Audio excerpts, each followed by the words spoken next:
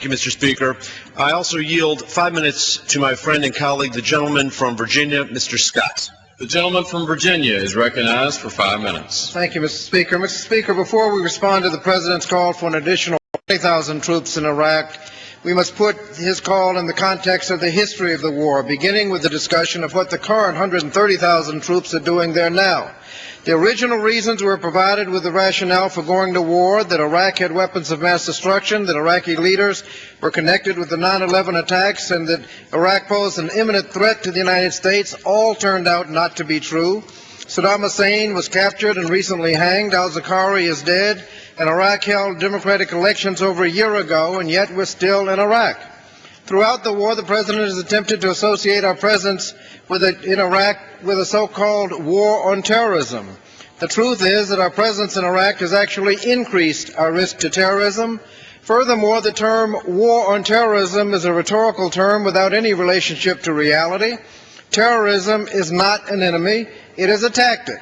The enemy was al-Qaeda. We attacked Afghanistan because al-Qaeda was there, not in Iraq.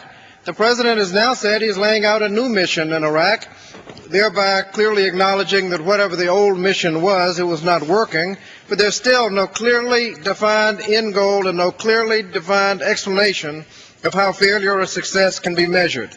If our mission now is to stabilize Baghdad, many military experts have already said that an additional force of 20,000 troops is woefully insufficient to accomplish that goal. The fact is that the administration has already increased troop levels on several occasions during this war. None of the previous surges in troop levels have had any lasting effect on the war, and there is no credible evidence to believe that this surge will be any different. And how can we have confidence in predictions of success? Before our invasion in Iraq, Secretary Rumsfeld predicted that the war in Iraq would last 6 days, 6 weeks, I doubt 6 months. Vice President Cheney predicted would be greeted as leaders. Almost 4 years ago, the President stood before a sign that said mission accomplished and proclaimed major combat operations in Iraq have ended. A year and a half ago, Vice President Cheney said that the Iraqis were in the last throes of the insurgery, and yet here we are discussing an increase, not a decrease, in troop levels. At the outset of the war, the administration predicted that the cost of the war would be so minuscule that it advised the House Budget Committee not even to include the cost of the war in the federal budget. The administration official who suggested that the cost of the war might exceed $100 billion was fired. To date, we've appropriated nearly $400 billion, and the President has already formally requested another $200 billion more with no end in sight. Over 3,100 courageous Americans and countless Iraqis have already lost their lives. How many more will die if this strategy falls as far from the predicted result as the original length of time and cost estimates of the war? Furthermore, Mr. Speaker, as part of the developing mission and strategy, it is imperative that we ask where these additional troops are going to come from. Many will undoubtedly come from the National Guard and Reserves, but they've already been in Iraq for longer than average deployments, and many have already completed multiple tours of duty. Other troops must be redeployed from other assignments, so we must ask what moving these troops will mean to our global national security.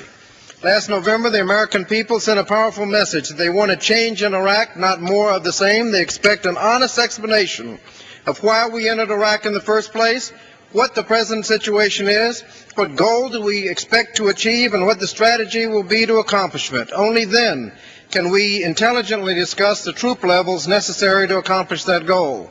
Unfortunately, all we've gotten from this administration is essentially, don't worry, be happy, success is around the corner, and if you don't believe that, then you're not patriotic and you're not supporting the troops.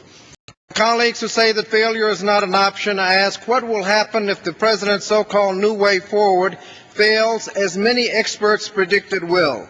Are we then required to further escalate the war, further strain our military by sending thousands more troops to Iraq? How many more of our young men and women must die before the administration acknowledges what was in the National Intelligence Estimate, and I quote, "The term civil war accurately describes key elements of the Iraqi conflict." Mr. Speaker, although the resolution before us is technically non-binding, it gives the House an opportunity to call upon the President to work cooperatively with Congress to develop an effective strategy to bring our troops home. The American people and our courageous men and women on the front lines deserve a clearly articulated and sensible approach to ending the war. This resolution puts the House on record as saying that an escalation of military forces is a step in the wrong direction. I therefore urge my colleagues to support the resolution. Gentleman from, if the gentleman from New York would pause for a moment, the House will receive a